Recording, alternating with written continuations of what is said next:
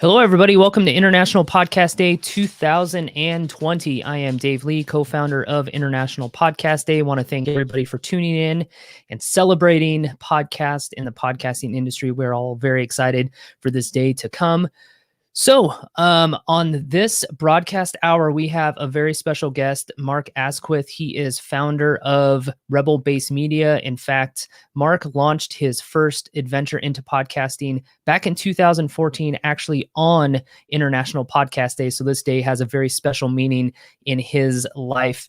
So his topic is going to be titled Using the Podcast Discovery Triangle to Create the Perfect Listener Acquisition Flow. So during this session, Mark's going to take a deep dive into understanding the podcast discovery triangle and how you can create scalable, evergreen marketing campaigns that target the three pillars of the discovery challenge. And there's going to be some really great takeaways. So unfortunately, Mark was not able to join us live due to some scheduling issues, but he was gracious enough to send us his video. It is absolutely amazing.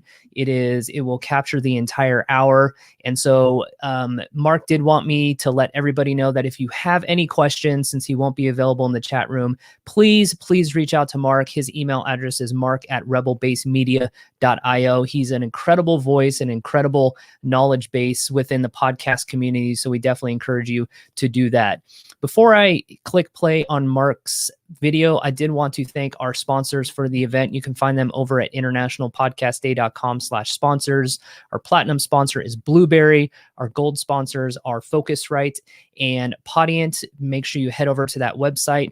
Check out their promo codes and everything that they're about. We really appreciate the support. Without them, the International Podcast Day event would not be possible. And of course, it wouldn't be possible without the energy and time and effort from the 60 podcasters from 26 different countries that we are celebrating and featuring on this event. So without further ado, I want to present Mark Asquith's video using the podcast discovery triangle to create the perfect listener acquisition flow.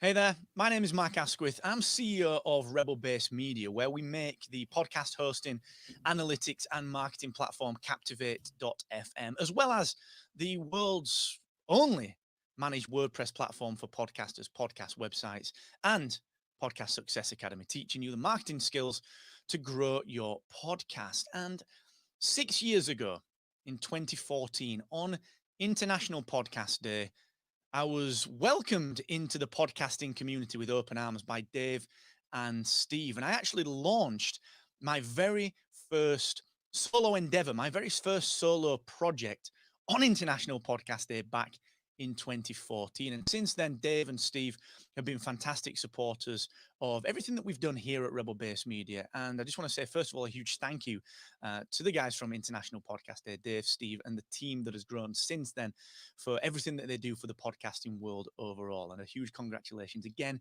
on this successful day.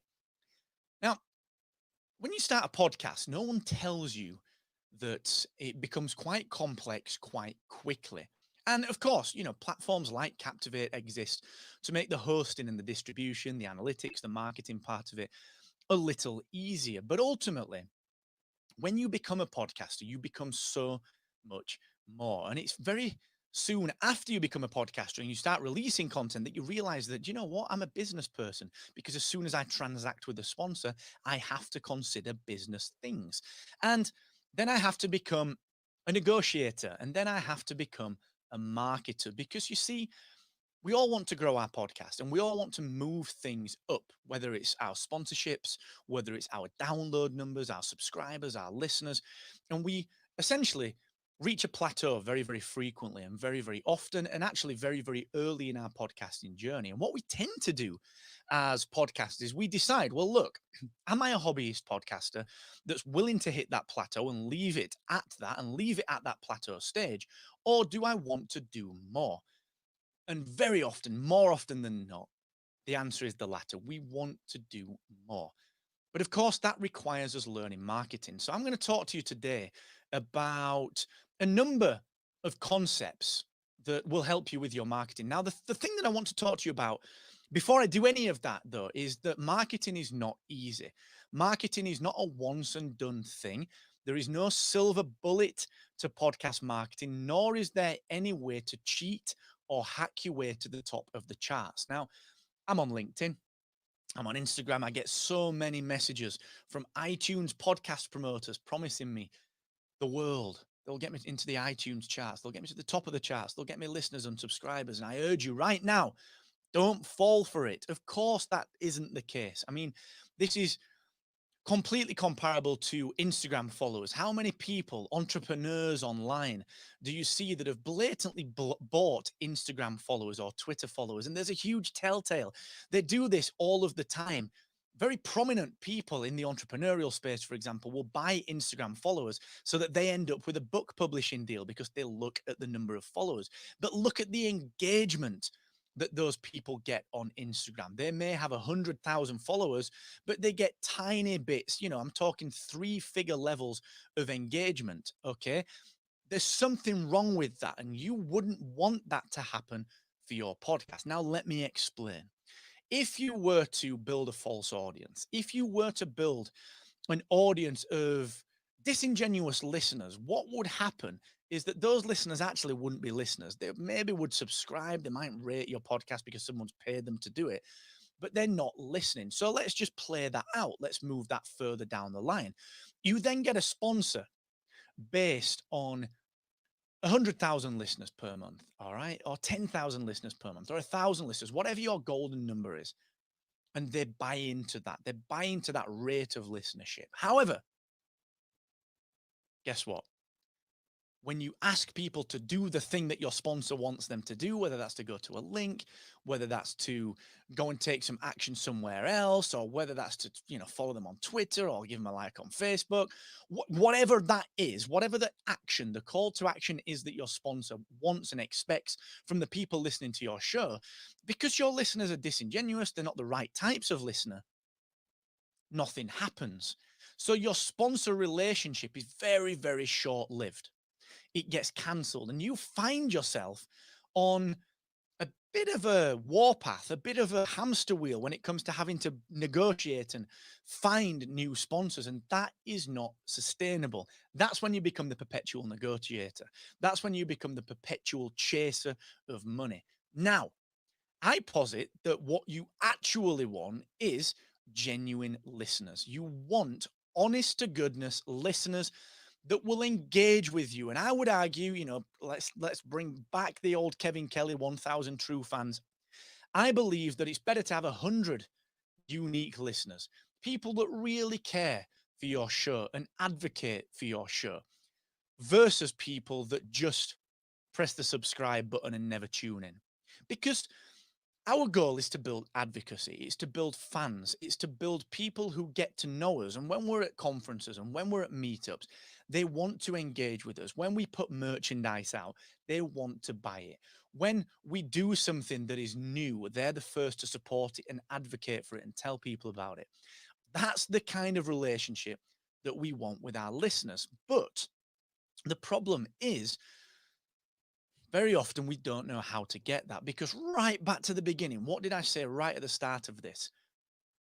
No one teaches us that we need to be a marketer. No one teaches us that when we launch a podcast, we become a brand. We become something that requires careful watering, careful nurturing, careful just testing and tweaking and measuring and iterating. And no one tells us that all of these things are skills that we have to acquire quickly so we can break through the download plateaus that we see. So that's the problem. Okay. Now, I'm a marketer. I'm very fortunate to come from a marketing background. Prior to working in podcasting, I ran an agency, a digital agency, and we built things for Bosch. We built things for Adobe. We worked with New York Times. We did all sorts of marketing work and web work and conversion optimization work, and ultimately engagement work, audience engagement work with people that had big audiences. But when we started the podcast realm, when we started working in podcasting right back 6 years ago, 30th of September 2014, when I launched my own personal podcast, I realized that those skills needed applying at a micro level, at a personal level, at a podcast level, at a person-to-person level. And I realized that I had to become very much the person working in my podcast. A lot of people say work on your business, not in your business. But in the early days, especially of something like a podcast, you have to work in it because you have to understand it. So I took all of that marketing knowledge and I applied it to podcasting, in particular to my podcasts, and then to podcast websites, to Captivate, Podcast Success Academy, and now everything we do here at Rebel Base Media. So the point that I'm getting to is this. Marketing as a podcaster isn't easy, but there are things you can do to gain quick wins. And in particular, what a lot of people struggle with, what a lot of people do wrong, is they start to focus first on the tactics. So a friend in the bar will say to them, you need to be doing Facebook ads. And another friend in another bar will say, well, you need to be doing SEO. And another friend will be saying, well, you need to do email marketing. And another friend says you need to be on Twitter more, Instagram more, on Facebook more.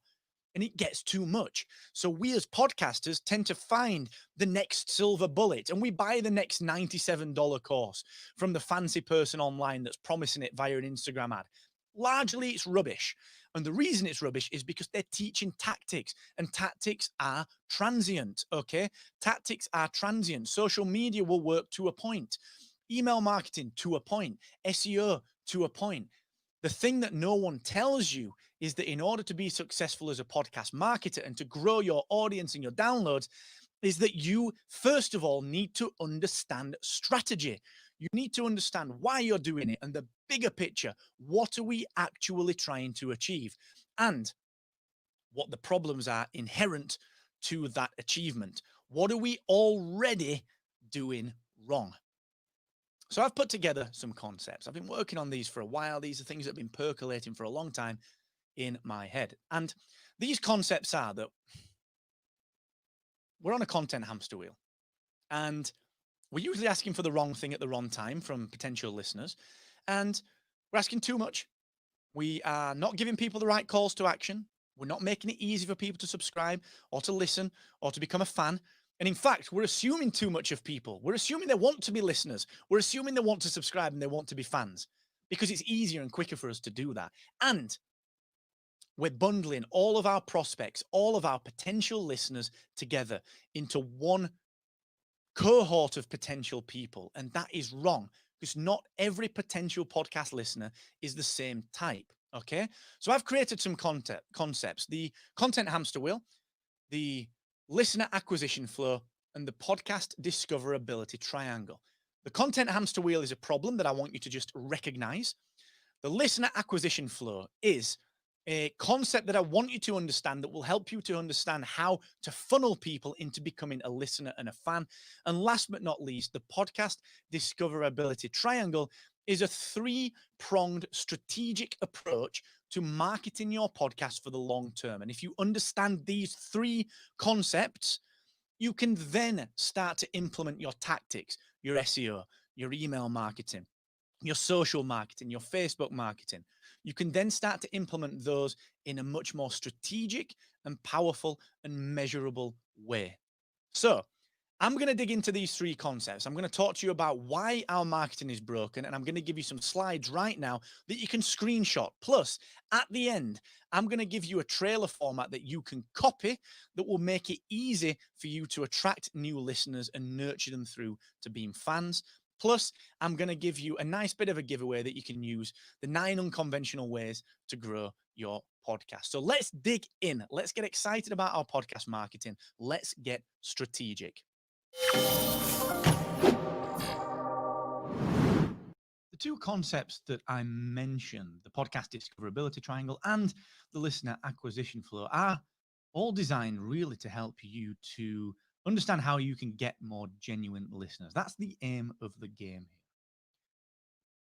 The reason that I know about these things, the reason that I've developed these two core concepts is because this is what I do. I do podcast work every single day. I'm the CEO of Rebel Base Media. I make Captivate.fm. I make productivity, podcast websites, Podcast Success Academy, and I host a 3 times per week podcast education podcast called the Podcast Accelerator. So this is what I do. I've seen so many of the same problems come up so very often with podcasters from across the world, from different backgrounds, in different niches, different genres, but they all have the same problems.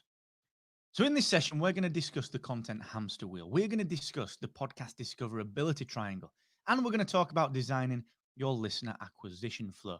And of course, what the heck does any of this mean? First up, the content hamster wheel, which is kind of shorthand for podcast marketing. It's what we usually do as a podcaster right now to market our show. And it can be summed up in that little line at the bottom of this slide here, which is, hey, I have a podcast. Go and subscribe right now. Let me talk you through this. This is how I have analyzed a typical best case podcast marketing cycle. A best case. What we tend to do is pre-release of an episode, we will tease that episode.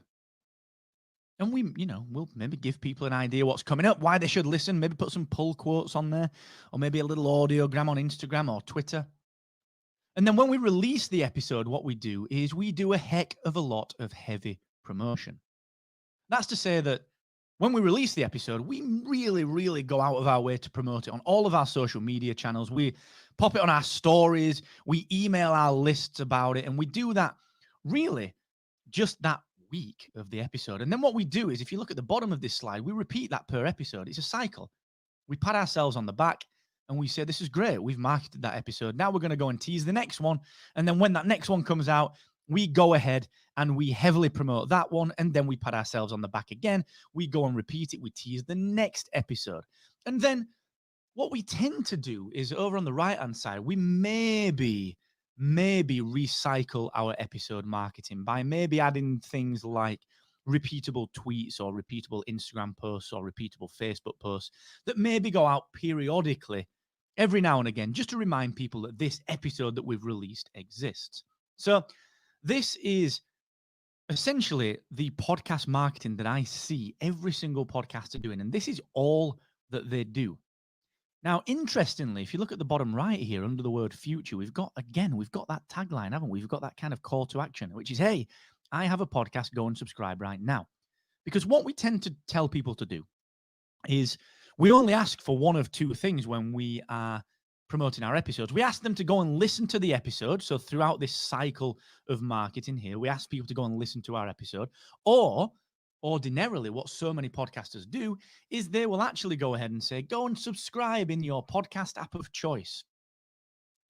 But there's a problem with this marketing. You see, this podcaster, like you, like me, the problem with this is that we measure our downloads, but we ask for listeners, but our calls to action are to get people to subscribe and become subscribers. So this doesn't feel right. We measure downloads, we want listeners, but we ask for subscribers. There's something disparate there. It's not cohesive. But there's a bigger problem. The podcast listener. Do you know what the sad truth is? Listeners really do not care about us until we make them. We can distill this problem right down. We can actually really, really make this very clear. When we are marketing, we ask way too much, way too soon. A transient tweet that someone sees in their Twitter stream says, hey, I've got a new podcast episode out. Go and subscribe now in your podcast app of choice, or go and listen to the episode. It's too much, too soon. In fact, we're a little bit like the car salesman. Imagine walking onto a car lot and someone bounding up to you. And instead of trying to sell you the car and get to know you and understand what your needs are, no. Imagine them coming up to you and saying, hey, let's go and sign the paperwork right now. You would run a mile because you'd only just turned up. It's too much too soon. And this is what we do with our podcast. But also, let's look at this word subscribe. This is research from Edison. Edison carry out research in all manner of industries, and podcasting is one of them. In their most recent Infinite Dial, the podcast consumer report, One of the biggest reasons that people don't subscribe to podcasts is because they believe that they have to pay to subscribe to podcasts. Because what else do we subscribe to? Disney Plus, we subscribe to Netflix, we subscribe to memberships, we subscribe to Grey's boxes, we subscribe to deliveries, to Amazon Prime. These are all things, of course, that we have to pay for. So using the word subscribe in its very nature puts across the fact that we might have to pay for podcasts. But we know this isn't true. Your podcast is free.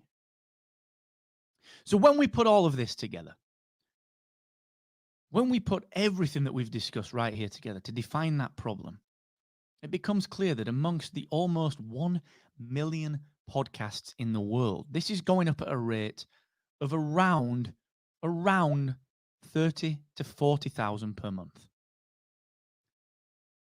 Out of all of these podcasts, we want to generate new listeners. We want to generate genuine listeners. So your marketing is just not enough. Your marketing, I'm afraid, is just not enough. But we can learn something that will help us with this, the listener acquisition flow. Let's get off this content hamster wheel and let's achieve this goal of giving people enough of us at the right time to cultivate loyalty, recurring listens, and advocacy. So let's look at this listener acquisition flow. I posit that there are 5 stages to acquiring a brand new podcast fan. These stages are as follows: the lurker, the explorer, the listener, the subscriber, and finally, up at the top right-hand side of this slide, the fan. The challenge is, we try and acquire new listeners here at subscriber stage because we tell people, go and subscribe to my podcast. Spend time listening to it, even though you might not know who I am or why you should listen. So what we do is we ask people to subscribe because that's the only call to action really that we can think of as podcasters. The challenge here, of course, is that listeners aren't there. New listeners are right down here at the bottom. They're lurking. They're lurking. They don't know you. They don't know me. They don't know why they should listen to your podcast or why it's valuable. They're lurkers. They're new listeners and they're lurking. And their time is valuable. Their time is valuable. Okay, and we have to respect that. Time is the only thing, as we know, that we're not getting back.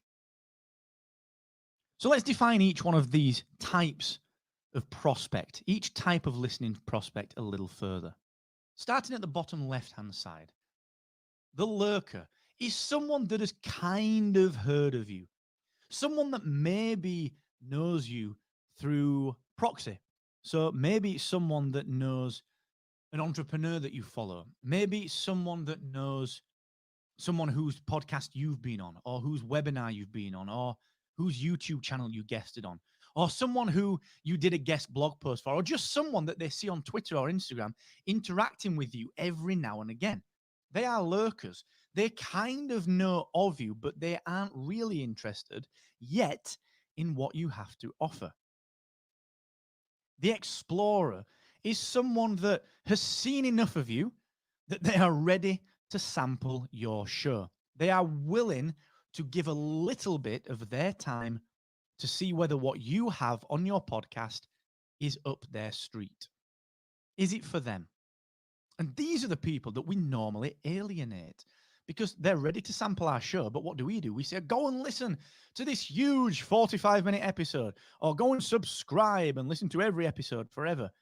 They're only exploring, all right? It's too much too soon. The next person in this listener acquisition flow, the next type of prospective listener to your podcast is the listener. This is a person that isn't a subscriber. They aren't a fan, and we shouldn't stop here. The listener listens, but not always. You're one of many shows. Doesn't matter if they miss an episode. Maybe they only listen to the topics that captured their attention. You are not their number one must not miss podcast. Further up, we move to being a subscriber, someone that listens to most episodes, 8 out of 10 episodes. And through choice, they would rather listen to you above very many other people. You are one of their top podcasts, and they subscribe to you, not just in the technical sense, but to your belief system, to your approach, to how you do things. They listen to most of what you do, and it's through choice. And then finally, of course, we have the fan. The ultimate fan who never misses an episode, shares everything that you do, and advocates everything. Will tell the world about you and maybe even pay. Maybe even give you some money on Patreon or buy one of your products or services, buy your course, grab your lead magnet. So, listener acquisition flow made up of 5 types of prospective listener. What we tend to do is we ask people to subscribe too early, when really what we need to do is understand that these people are lurkers. New listeners are lurking. And what we have to do is define a way of stepping people up from being a lurker to an explorer, from being an explorer who listens to 1, maybe 2 of your episodes, into a listener who listens to 40, 50% and is starting to get to know you. And then a subscriber who listens to most of your episodes completely through choice and subscribes not only to your content and technically doesn't just subscribe because they press the subscribe button, but someone who subscribes to your belief system, your way of thinking. And then, of course, we need to turn people into a fan, someone who never misses an episode, who shares everything that you do, advocates, and even buys your stuff. Now, this you'll notice if you're into marketing, if you're a marketer, if you're in business and you've explored any level of marketing, you'll notice that this looks suspiciously like a value ladder. Very suspiciously like a value ladder. And the value ladder is something that all marketers understand, and it's something that basically works through Marketing 101, which is to get people to know you, to like you, and to trust you.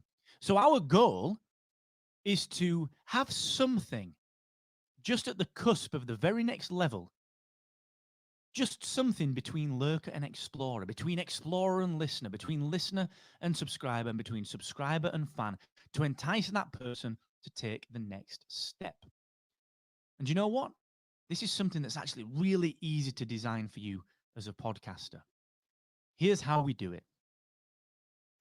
In order to progress people through this process, in order to get listeners to become lurkers, to become explorers, to become listeners, subscribers, and then fans, this is how we step them up through that process. For the lurker, we get them involved with a 90-second trailer. Now, there's a reason that it's a 90-second trailer. The reason for that is that it's not too much time to ask them to invest. When was the last time that you went to the movies and saw a movie without seeing a trailer? How excited do we get when brand new movies come out? Even things that we don't recognize we would normally watch, but when we see a trailer, wow, okay, this looks quite interesting. Or alternatively, no, I've seen the trailer, it's not for me. I haven't wasted time on it. This is where we get the lurkers. We have to give them a podcast trailer, and I'm going to come to that in just 1 second. But throughout that trailer, as a call to action, what we have to do is we have to curate content. So we get people up from being a lurker into being an explorer by curating content. So we can say something like this. Hey, this is Mark Asquith, host of the Podcast Accelerator. You can expect my show to come out every single week, 3 times a week. Every episode will be less than 10 minutes of podcast education. And guess what? You can get it in every podcast app that supplies podcasts.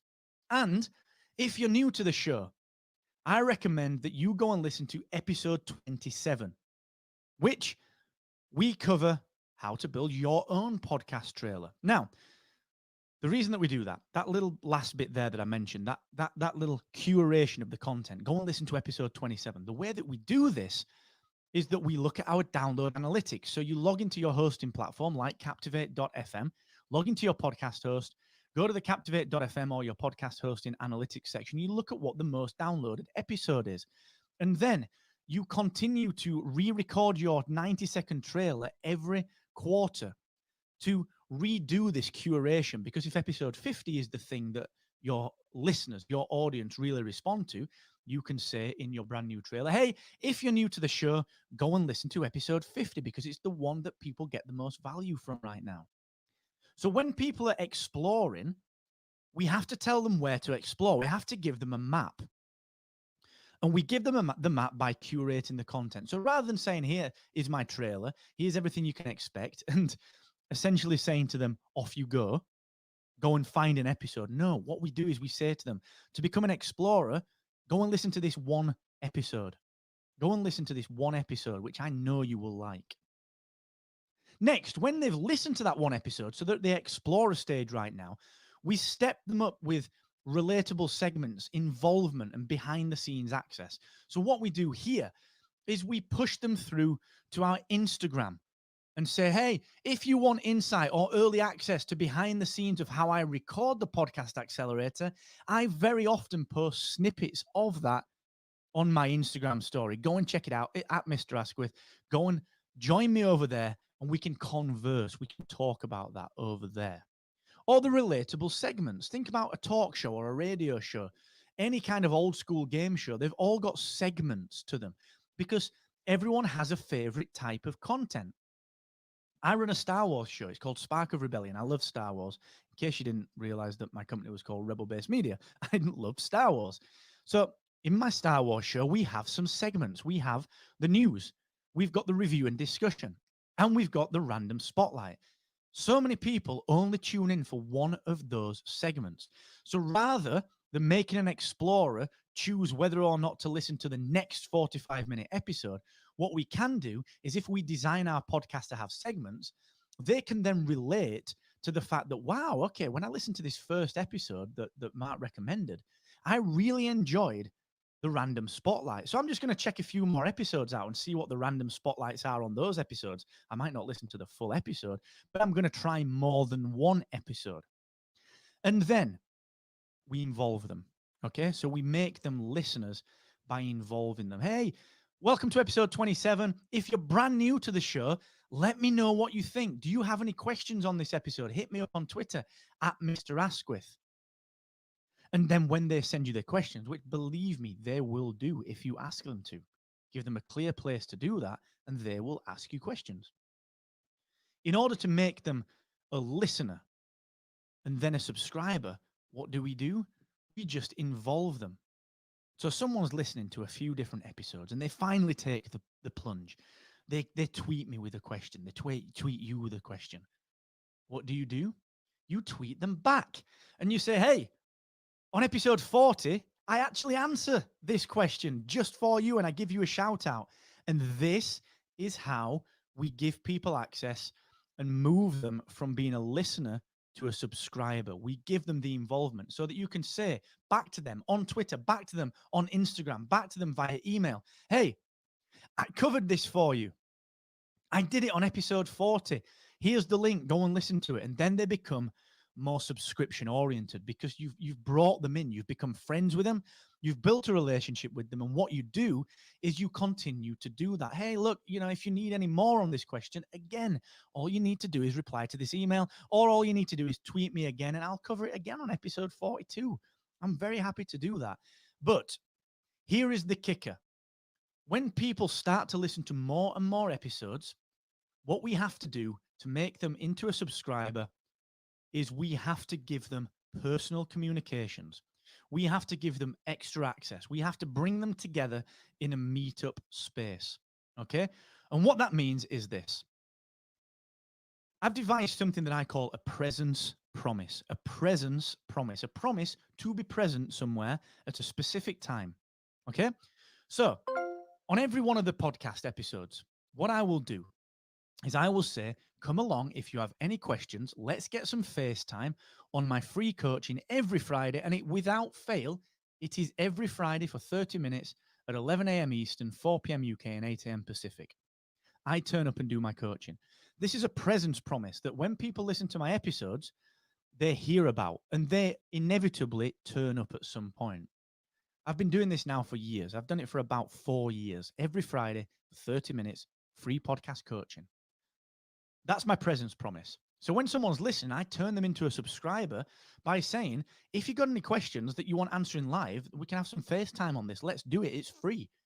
Let's just do it. It's my time and it's your time. Let's go ahead and do that together. And they become a subscriber then because they know me. They get to understand what I'm about. And remember what I said earlier. This is about getting people to subscribe to your belief system, your ethics, and the way you do business, not just technically clicking the subscribe button. Okay? When you have them there, this is when you convert them into a fan. This is when you treat them like the queen. This is when you tell them, hey, how are the kids doing? How was the operation? How is work? I know you were struggling with this thing. Did you get that resolved? This is when you start to remember them. This is when you become truly friends with them and they become fans of yours. And this is the only point at which you can ask them for something. So when someone becomes a fan, then you've earned their trust. They know you, they like you, they trust you, and you can start to ask them for things, okay? Like, do you want to donate a book on Patreon or $5 or $10 per month? Do you want to buy this thing? Do you want to subscribe to my email list? Only when they're a fan can you do that. And the way you move people up from being a subscriber to a fan is you genuinely become a person for them. You remember, I know many of my audience members, and I know some of the challenges they have in their life. I know roughly where they live in terms of area geographically in the world. I know their wives' names, their husband names, their partners' names. I know what they do for a living. And then they become fans, all right? So this is a little old school. Right? This is not digital marketing per se. This is old school marketing, okay? And it really, really works. Now, we're going to revisit this listener acquisition flow in a second. But for now, I want you to remember everything that I've said. Go back and maybe review it. But I'm going to introduce you now to the second concept, the podcast discoverability triangle, and then we're going to bring the two together. So the podcast discoverability triangle is a huge marketing opportunity. And this is what it is. Essentially, there are 3 problems when it comes to your podcast being discovered. Up at the top left, there are people who have got no idea what a podcast is. Up at the top right, there are people who love podcasts but have got no idea who you are. And then right at the bottom, you've got people who, honestly, they don't like what you do enough to share it. So you're never going to attract their friends, their peers, their colleagues, their network. Okay? So there are 3 types of people and 3 types of marketing opportunity here for podcasters. And this concept is something that I want you to add to a familiar marketing concept that we talked about earlier.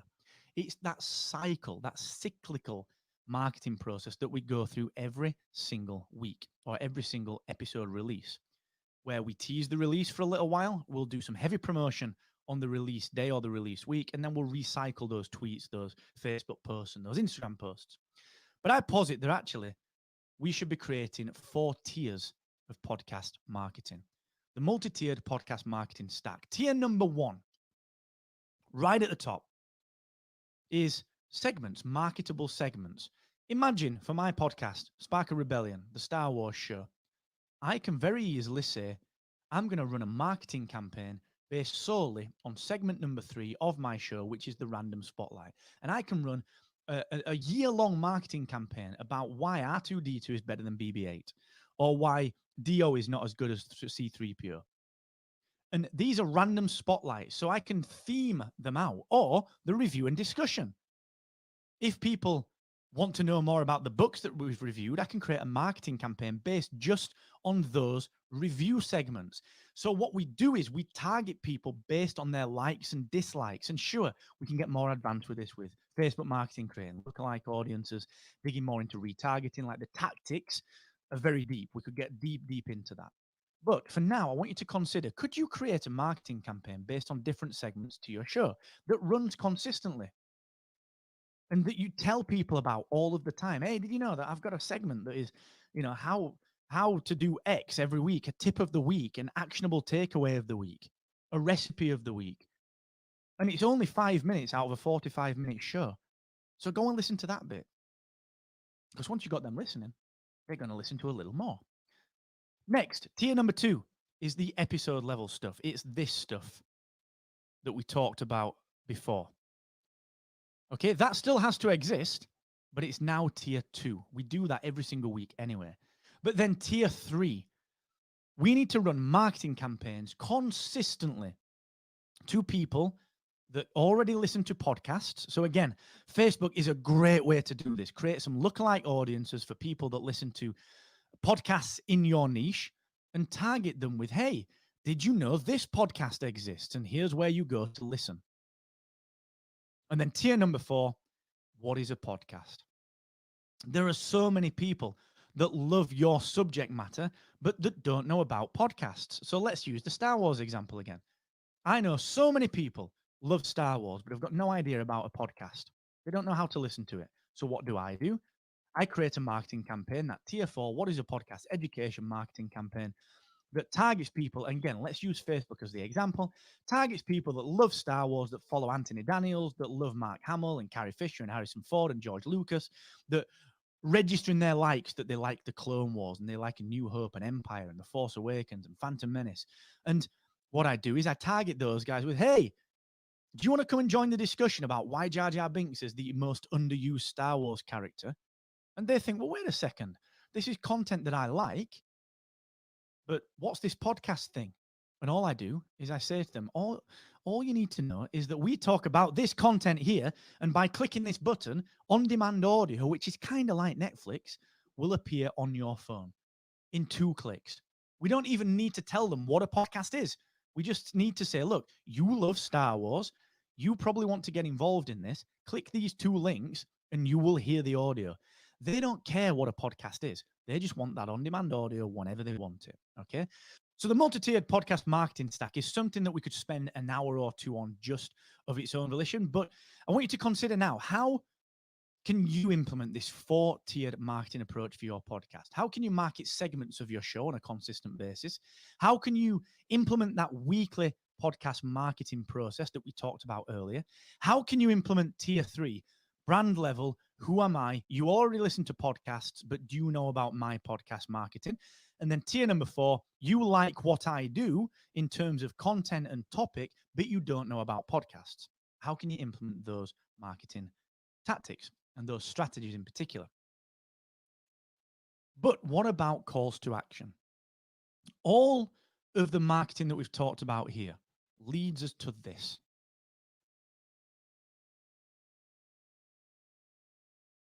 It leads us to the point that we made right at the beginning, which is we want to encourage people to become explorers. Currently, they are lurkers. They maybe know about you. We need to get them to take some action. We need to get them listening to something.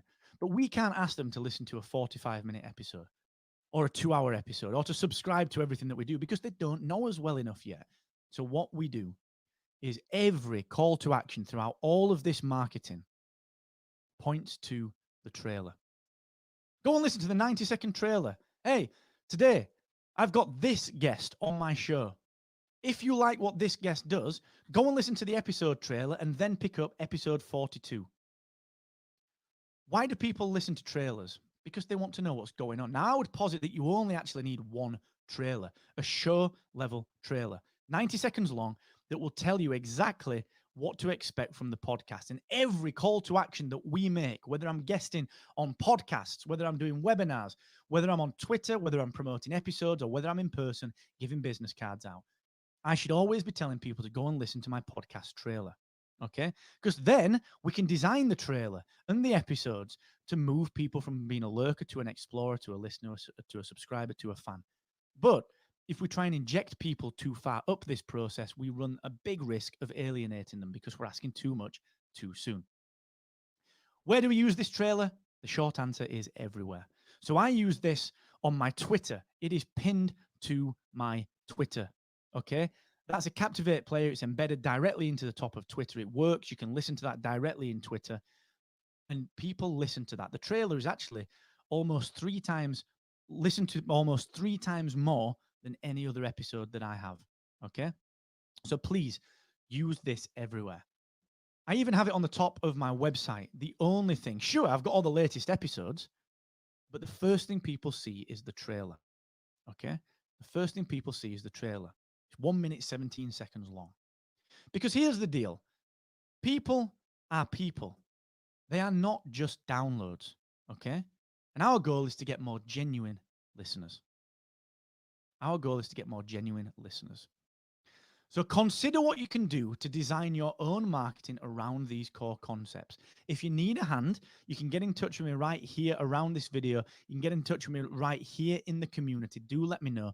And if you want a trailer format that you can copy, you can just go and borrow the format from this 9 Unconventional Ways to Grow Your Podcast. It's a free ebook that you can use, and it has a trailer format in there that you can copy along with 9 other ways that you can use to build your podcast audience today. Remember, these are ideas that are intended to help you to grow. You can use the listener acquisition flow, the podcast discoverability triangle, and that multi-tiered marketing stack either individually or together. And I want you to design your own marketing strategies around these concepts. And please remember, the aim of the game is to keep testing, tweaking, and growing. How do you feel after that? There's a lot to take in, right? But my point here, and the reason that I did this talk for the fantastic Dave and the fantastic Steve at International Podcast Day, is that I want you to start to think strategically. I'm not telling you that marketing is easy. I'm not selling you a $97 course. I'm not selling you anything that puts you into a marketing funnel where you then end up being sold something. All right. I'm not interested in that.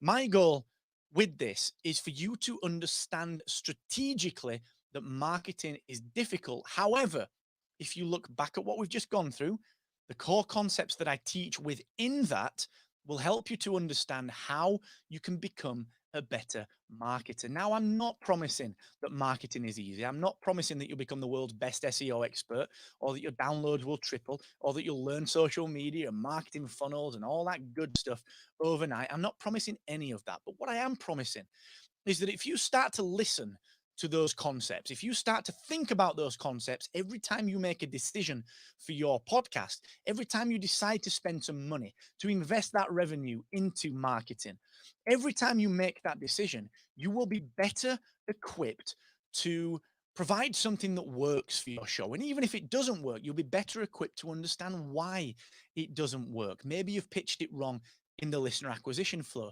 Maybe you're not talking to the right people in the podcast discoverability triangle. Maybe you've just created another content hamster wheel for yourself. And the point that I'm trying to get to, the real kind of key takeaway with all of this is, and I know you know this because you're here watching this, you're already committed to your podcast. You're already committed to being better as a podcaster. And I love you for that. And I support you for that. And I know Dave and Steve do as well. The thing that I'm trying to give you here is the understanding that as a podcaster, you will win if you focus on the long term. People come, people go. Podcasts rise, podcasts fall. Our goal is to create steady growth. And so that in a year's time, on International Podcast Day next year, we can come together again and you can look back and say, hey, actually, do you know what? I did grow my podcast. It wasn't easy, but it was fulfilling. And I spent 2 hours a week on it, an hour a week, 10 hours, whatever you can afford to invest. And I did something for the betterment of my show. And you're not really having to then worry about missing the next big fad. All right. Someone sells you an SEO course for $97. Forget it. Forget it. Do you need it right now? Or can we do something else? Okay. So listen, you've got this. Podcast marketing is not easy. No marketing is. But the point that you know is that your podcast is your baby. It's your thing. It's the thing that you use to captivate your fans. It's the thing that you use to connect with people that will then become fans and friends of yours. It's your opportunity to be yourself in a medium that thrives on that intimate nature, on that intimate connection. So please think long term.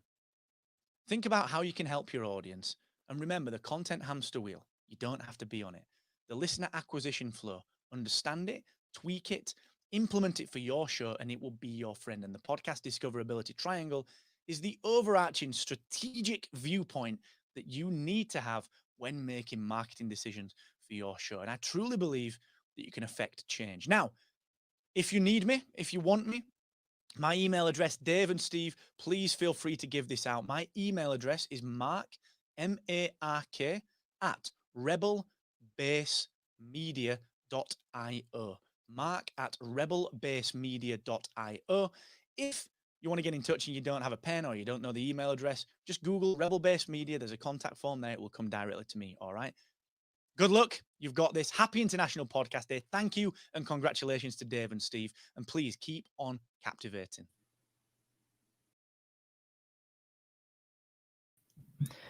We want to thank Mark for his video contribution. I think International Podcast Day is better when Mark's voice is out there and his message is loud and clear. So on behalf of Mark and the International Podcast Day team, I want to thank you for tuning into this broadcast. Again, if you have questions for Mark, I dropped his URL right there, markasquith.com. You can connect with him personally, or as he mentioned, rebelbasemedia.io. And don't forget to reach out to him. He's a very willing, open mind within the podcast space. So Mark at rebelbasemedia.io. So on behalf of Mark, on behalf of Steve and myself for the International Podcast Day team, thank you so much for celebrating and continue to celebrate the power of podcast internationally.